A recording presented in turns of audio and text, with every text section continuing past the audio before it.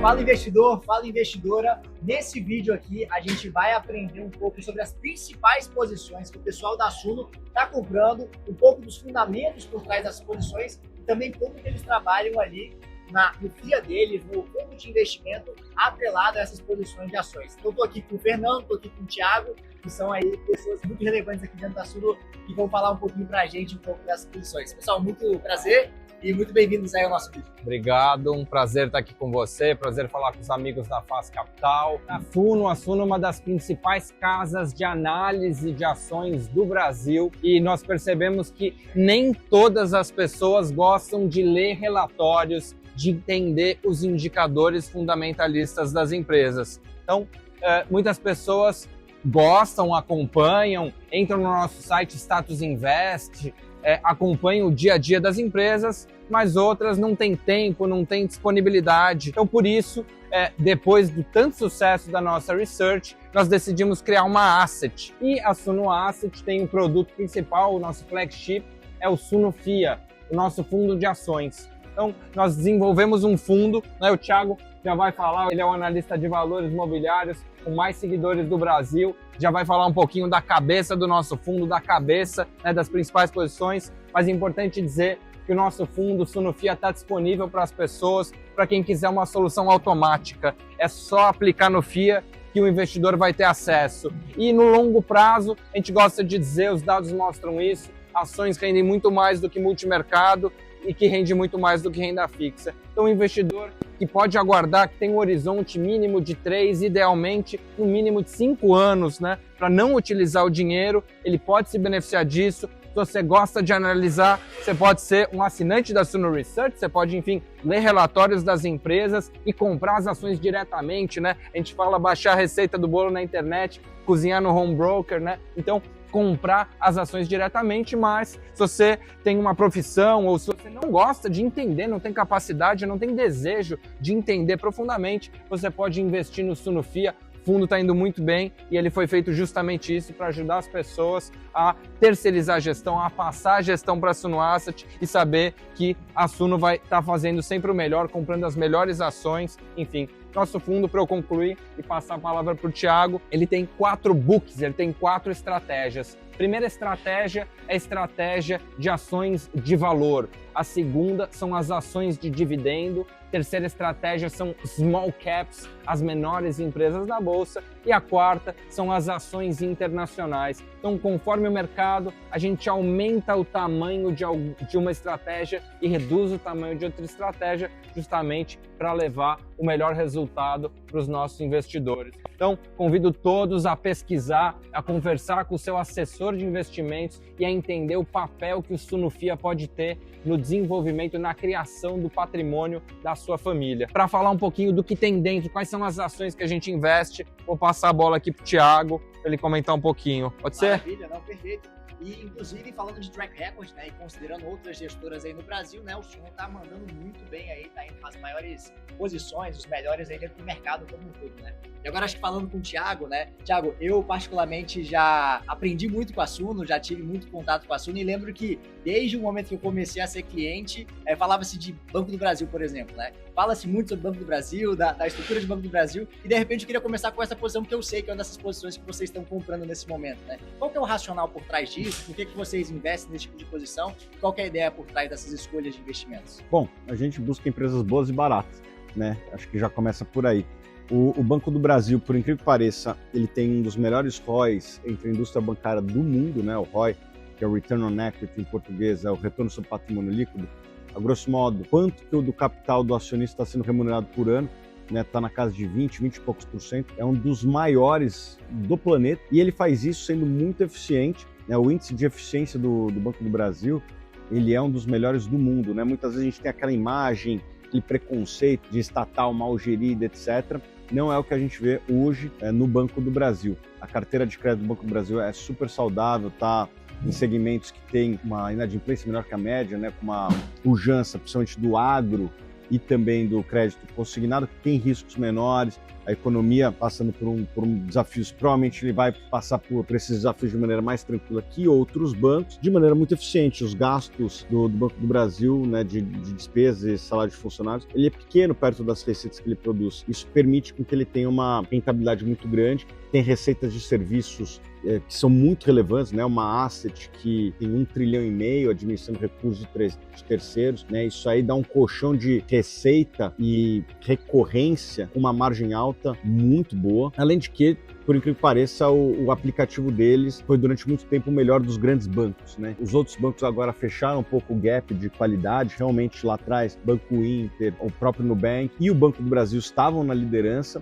Os bancos estavam para trás na experiência do usuário nesse aspecto digital, eles fecharam o gap, mas mostra que o Banco do Brasil também está na vanguarda de algumas coisas, né? E tudo isso, quando a gente comprou, e ainda está não muito longe desse múltiplo, estava 3 vezes lucro, 3 vezes e meio lucro, 4 vezes lucro, dependendo do momento que a gente comprou, porque teve uma certa oscilação, mas foi num patamar muito abaixo da média histórica, além de que é muito abaixo dos players privados, e o gap de rentabilidade do Banco do Brasil para os bancos privados acabou, em alguns casos até se reverteu, né? A lucratividade do Banco do Brasil hoje é maior que a do Bradesco, algo que era difícil de imaginar anos atrás. Então, na hora que a gente soma isso, uma rentabilidade sobre capital elevada, uma Basileia, que seria o índice de endividamento do banco, vai na falta de uma palavra melhor para quem não está nos acompanhando aqui, super saudável, uma alocação de capital inteligente. O Banco do Brasil nunca fez aquisições burras, como outras estatais fizeram no passado, distribuindo dividendo no múltiplo baixo.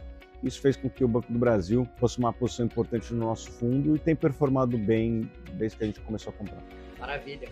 E a questão ali da administração, da mudança de administração, vocês consideram como sendo positiva nesse momento? Eu acredito que o discurso até agora foi muito positivo. O governo, na minha opinião, fez algumas falas que, se forem seguidas, eu acho que são prejudiciais para a economia, decepcionou muitas pessoas.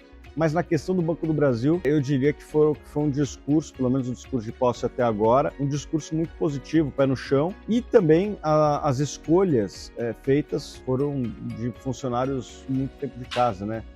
Funcionários com 20 anos ou mais de casa. Então mostra que não foram escolhas, pelo menos políticas à primeira vista. E acho que o mercado está dando o benefício da dúvida, mesmo porque também o preço estava muito barato. Agora está só barato, mas ainda está barato. Então eu gosto do Banco do Brasil nesse preço e acho que quem comprar e puder segurar por anos, certamente vai fazer um bom negócio. Perfeito. Só para deixar claro, tá, pessoal? Quando eu falei sobre administração, a gente está falando da mudança de administração ali do Banco do Brasil. A gente teve a mudança recente agora da presidente ali do banco.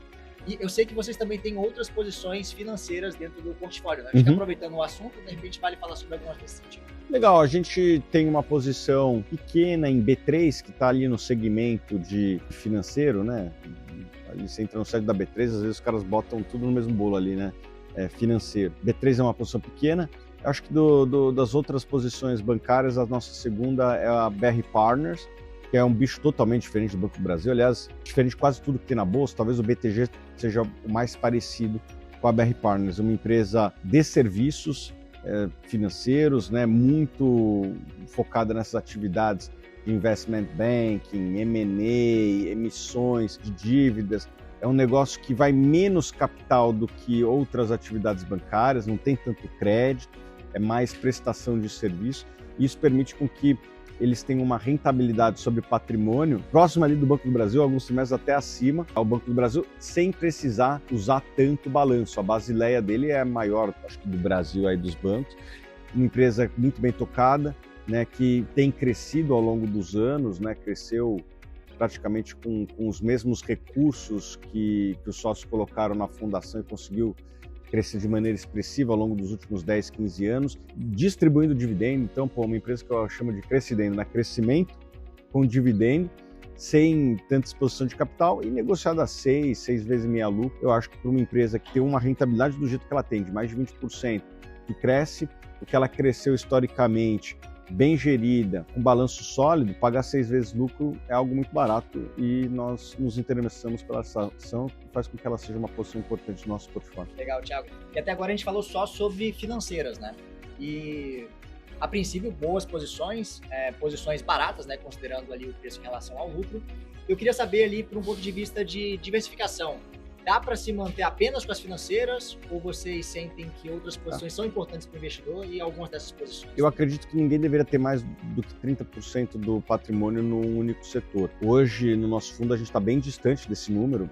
Financeiro deve representar por volta de 20%, sendo que mesmo dentro do financeiro tem seguradora, tem bolsa, tem banco. Então, dentro do financeiro já tem uma diversificação por si só, né? Então, eu acho que ninguém deveria passar desse limite. Hoje a gente está bem distante. Dito isso, você só deveria ter 30% num setor, você deveria ter outros setores aí, né? Quais setores a gente gosta? A gente gosta hoje de commodities. No Brasil, temos algumas indústrias muito competitivas. Em alguns segmentos somos os mais competitivos do mundo, né?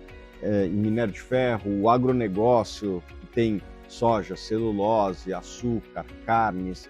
A gente tem uma competitividade muito grande no Brasil nesse segmento. Então, eu gosto de commodities no Brasil. Setor elétrico, eu gosto de uma outra empresa específica. Que mais? Por incrível que pareça, o setor de petróleo do Brasil se mostrou muito competitivo. O pré-sal é uma bênção para a Petrobras, né? Isso faz com que as margens dela sejam entre as maiores do mundo, né? Compatível ali com as melhores empresas do planeta em termos de margem.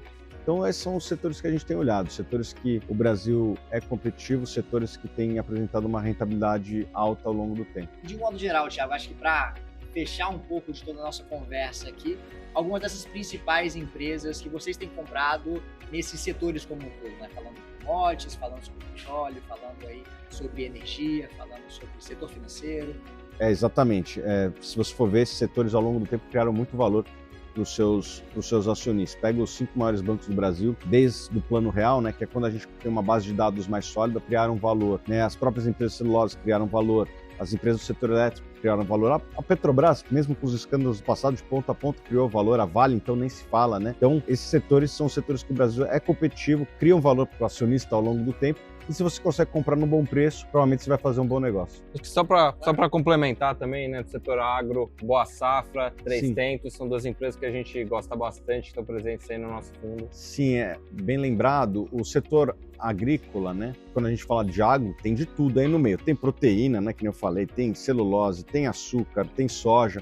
Tem setores que o Brasil é super importante e estão subrepresentados na Bolsa. Café, acho que nem tem empresa de café na Bolsa, né? Então, a gente tem que ficar de olho nesse setor. Tem algumas empresas surgindo. Você citou algumas que são importantes no nosso portfólio. Se somar essas duas empresas, dá quase 17%, 18%. É bastante coisa. E o Brasil é muito competitivo em soja. Tanto a Boa Safra como a 3Tentos são empresas com um histórico muito positivo de resultados, que conseguem crescer gerando caixa, num segmento que o Brasil vai continuar crescendo, né? A janela que você analisar, o Brasil cresce 5 a 6% a produção de soja, seja 5, 10, 15, 20 anos, né? E vai continuar crescendo, tem muita produtividade ainda para colocar na terra, e eu diria que essas empresas elas ajudam justamente o agricultor a ser ainda mais competitivo, e com isso a gente consegue exportar mais, então tem uma externalidade positiva para o país. E essas empresas conseguem crescer de maneira espantosa, né? Essas empresas estão crescendo 30%, 40%, 50% ao ano, com uma rentabilidade sobre capital empregado interessante. Se você consegue comprar empresas que cresçam nessa magnitude, com uma rentabilidade sobre capital elevada, como essas empresas têm entregue, provavelmente você vai fazer um bom negócio se você puder segurar por alguns anos. Pessoal, acho que era um pouco disso que a gente queria trazer aqui para o investidor aqui. E acho que só para fechar, assim, o último pensamento de fato do nosso vídeo. Para aqueles investidores que não têm ali as condições de eventualmente fazer como vocês fazem, de ir ali no fundo do balanço, de eventualmente visitar, talvez vocês estão visitando a 3Tentos, já que vocês estão aqui no Rio Grande do Sul, né?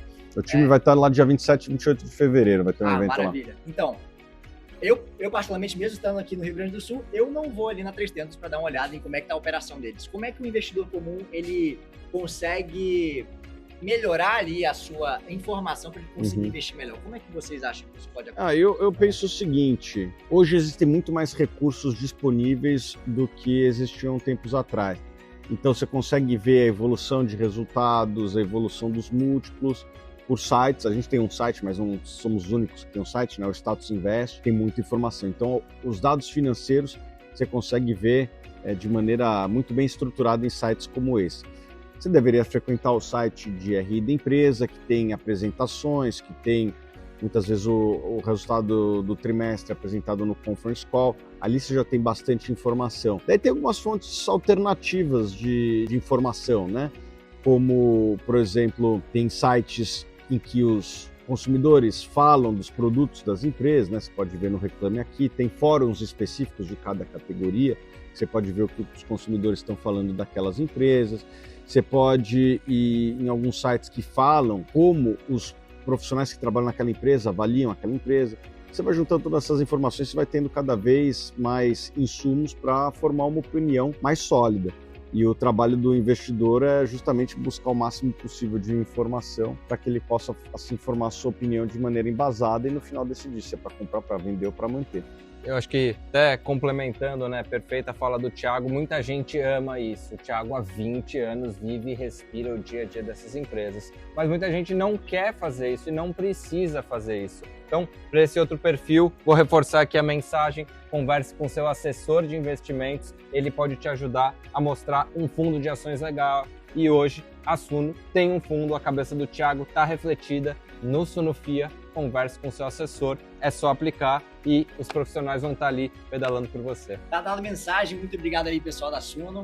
Se você curtiu o conteúdo, dá um like aí, se inscreva aí no nosso canal, a gente está criando uma série de conteúdos nesse sentido, trazendo pessoas relevantes aí do mercado para trazer um pouco mais de informação para que você consiga investir melhor. Então um abraço aí, espero que você tenha curtido, até o próximo vídeo.